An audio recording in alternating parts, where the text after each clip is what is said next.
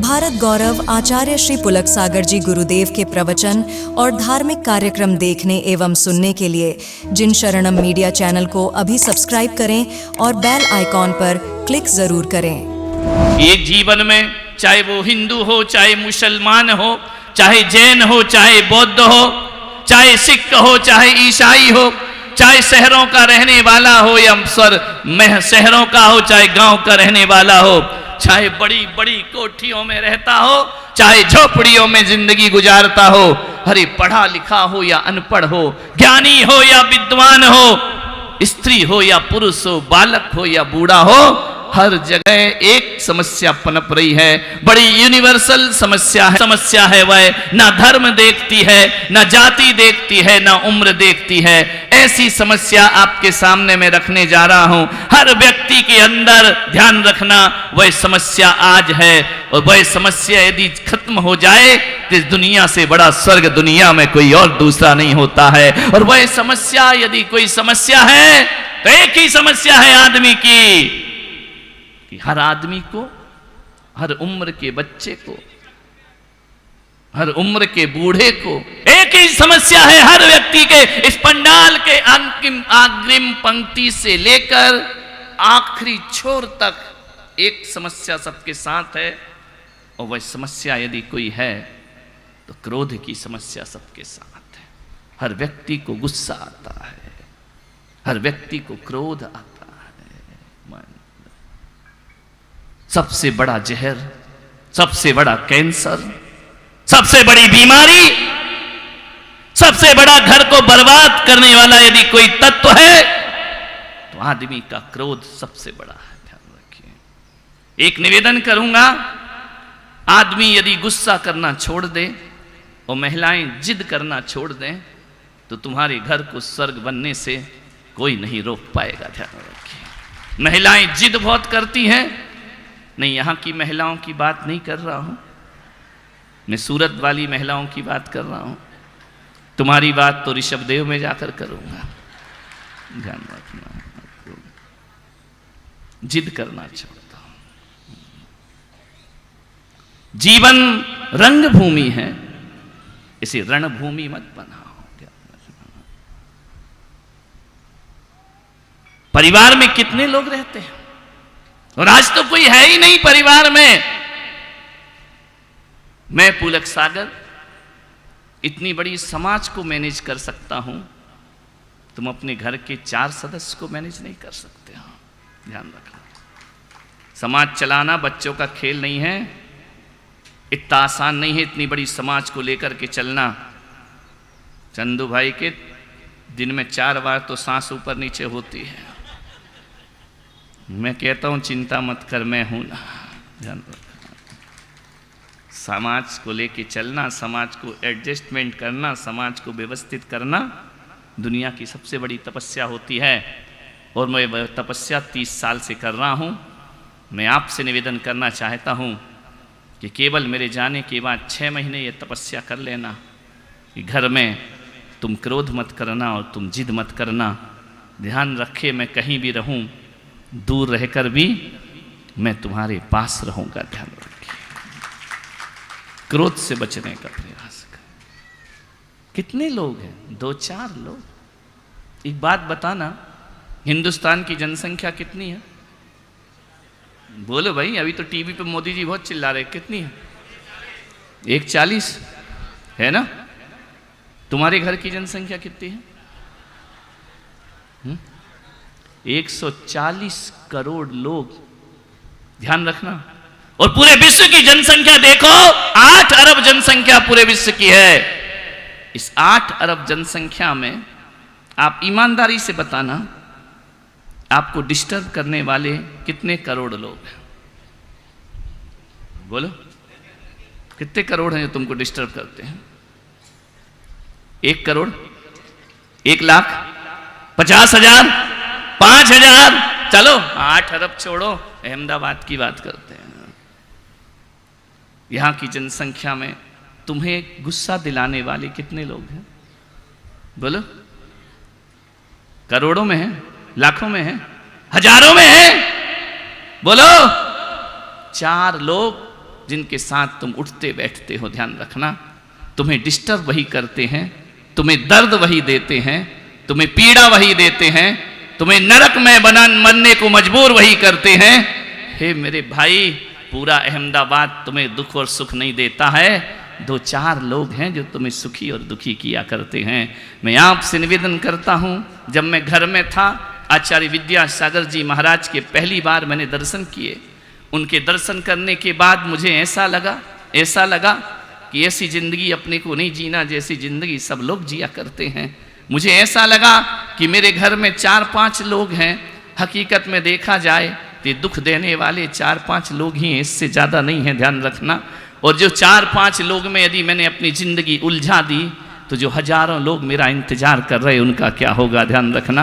जो हजारों लोग मुझे पलकों पे बिठाने को तैयार हैं, हजारों लोग मुझे हृदय में बिठाने को तैयार हैं, मैंने उस दिन निर्णय लिया कि नहीं, ऐसी जिंदगी नहीं जीना है। 4 लोगों में जीवन बर्बाद नहीं करना है, हजारों लोगों में अपनी जिंदगी को महान बनाने का प्रयास करना है। 4 लोगों में जुड़े रहते हो, 4 लोगों के पीछे पड़े रहते हो, उन 3-4 लोगों में पूरी अपनी जिंदगी को हराम कर देते हो। ये 3-4 लोग ही शुगर बढ़ाएंगे, ये 3-4 लोग ही बीपी बढ़ाएंगे, ये 3-4 लोग ही अटैक दिलाएंगे, ध्यान रखना है। ये 3-4 मास निवेदन करता हूं, 3-4 को संभाल लो बस। एक बीबी, एक ही है ना? नहीं, चुप हो गए तुम लोग जैसे मैंने कुछ गलत बोल दिया। एक बीबी, 2 बच्चे, जोर लगाओ तो 3 बच्चे, उसके बाद तो कोई नहीं अपना। ये 3-4 लोगों ने ऐसी जिंदगी बर्बाद कर दी अपनी, ध्यान रखना। 4 की मत सोचो, 1000 की सोचो। 4 लोगों में एडजस्टमेंट करो।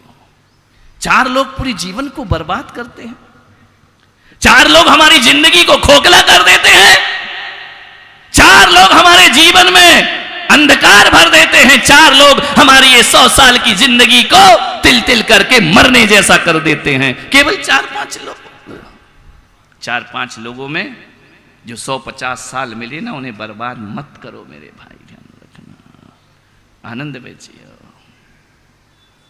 एक घर में बहुत लड़ाई होती थी, पहले क्या लड़ाई कम होती थी, मुझे लगता आजकल ज्यादा लड़ाई हो रही है, पहले इतनी नहीं होती थी। जितने सदस्य कम हो रहे हैं उतने झगड़े ज्यादा हो रहे हैं, ध्यान रखना। पहले संयुक्त परिवार था, 4, 6, 8, 10 दर्जनों से लोग रहते थे। एक को गुस्सा आता था, दूसरा संभाल लेता था। मम्मी बच्चे को मारती थी तो दादाजी गोद उठा लेते थे, दादी गले से लगा लेती थी, उसका क्रोध शांत हो जाता था, उसका गुस्सा शांत हो जाता था। अब तो कोई नहीं है, कौन बचाएगा, कौन संभालेगा? कहते हैं कि सास ससुर रहें तो झगड़ा होता है, देवरानी जिठानी रहें तो झगड़ा होता है। अब तो पति पत्नी है ना, अब झगड़ा नहीं होता, अब तो सीधा तलाक होता है। ध्यान रखिए, विचार करिए कि हमें तुम्हारे साथ नहीं रहना है। एक बच्चा मेरे पास आया, बोला महाराज जी आजकल की मम्मियां मारती क्यों है? मैंने कहा क्या करें, कुछ मम्मी इसीलिए पैदा करती कि कूटो लड़के को जम के, कुछ बाप ऐसे कि कूटो मारो। बोले क्यों? मैंने कहा इतना क्यों मारता है? बोले नहीं मारो तो बाप होने का एहसास ही नहीं होता है। ध्यान रखना, ऐसा लगता कि पड़ोसी का बच्चा अपने घर में रह रहा है, खूब पीटो इनको। बोले आजकल की मम्मियां बच्चों को इतना मारती क्यों है, इतना पीटती क्यों है? मैंने कहा सारी समस्या ये पुलक सागर की खोपड़ी में रखी है, ध्यान रखना। मम्मी मारे तो पुलक सागर, पति में झगड़ा हो तो पुलक सागर। मैंने कहा बहुत सोचा है, मैंने कहा यार ये मम्मियां मारती क्यों हैं? ध्यान रखना, मैं वो सौभाग्यशाली हूं कि मेरी माँ ने कभी जिंदगी में एक गाल पर चांटा भी नहीं मारा होगा। ध्यान रखना, मुझे कभी मार नहीं पड़ी, इसी कारण है मैं तुम्हें ज्यादा मारता हूं। ध्यान विचार करिए, सोचिए। बच्चे ने पूछा कि आज की मम्मियां ज्यादा क्यों मारती हैं? मैंने सोचा, विचार किया, क्या उत्तर दूं, क्या उत्तर दूं। चंदू जी क्यों मारती हैं? अच्छा तुम तो कह रहे मम्मियां तो गई महाराज, अब तो बीवियां मार रही है। विचार इतना क्यों मारती है? मैंने बहुत सोचा, इसी निर्णय पर पहुंचा कि आजकल इसलिए मम्मियां ज्यादा मारती हैं कि पहले मम्मियाँ कपड़े धोने नदी में जाती थी, पनघट में जाती थी। अब वॉशिंग मशीन है ना, घर में गुस्सा आता था, भर जाता था तो कपड़े पे निकलता था धड़ाधड़ धड़ाधड़ धड़ाधड़। अब कपड़े धोने तो जाती नहीं है, वॉशिंग मशीन है, ले दे के पप्पू पे सारा गुस्सा उतर जाया करता। बोई कभी देखना, विचार करना, पति पत्नी झगड़ते हैं, आफत बच्चों की आती है। इतनी आफत आती है। मनीष तुम्हारे कितने बच्चे हैं?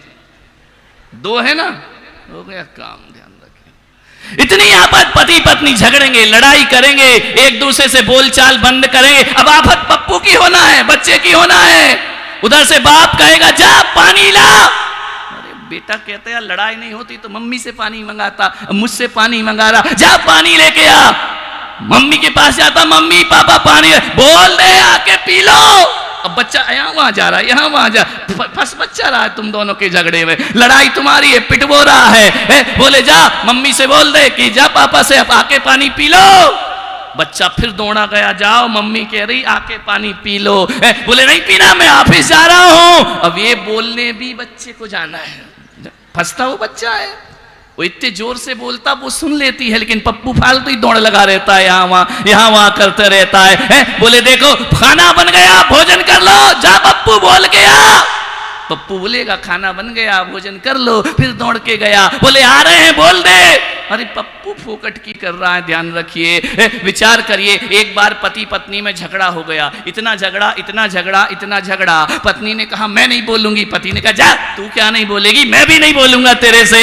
अब पति को जाना था दिल्ली, आज सीएम दिल्ली चले गए, सवेरे आना यहां था, चले गए दिल्ली, ध्यान रखना। अब तुम इंतजार मत करो उनका, तुम सीएम के लिए आए हो कि इस पीएम के लिए आए हो?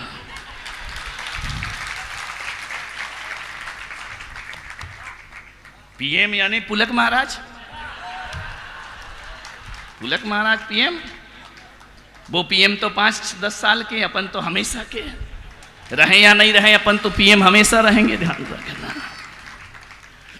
और सीएम यानी चंदू और मनीष, इन दोनों को जोड़ो तो सीएम। मेरी सभा में तो रोज ही सीएम है और मैं रोज पीएम हूं, ध्यान रखना। चंदू मनीष सीएम, विचार करना। दोनों में झगड़ा हो गया, दिल्ली जाना था, पति पत्नी से बोलता नहीं, क्या करे? एक चिट्ठी लिखी, सुबह दिल्ली जाना है, 6 बजे उठा देना। वो चिट्ठी लेके पत्नी के सिराने रख दी, बोलूंगा नहीं, चाहे कुछ क्रोध देखो। पत्नी आई, उसने देखा कुछ रखा है, सुबह जाना है, 6 बजे उठा देना। दूसरे दिन पति 8 बजे सो के उठा। उसने कहा पप्पू फिर फंसा। वैसे भी पप्पू फंसा ही है, समझ गए क्या कर सकते? एक बहू ला नहीं पाए, इतने सारे बहुमत इकट्ठे करके चल रहे हैं। इतनी सारी फौज लेके कैसे राज करेगा मेरे भाई?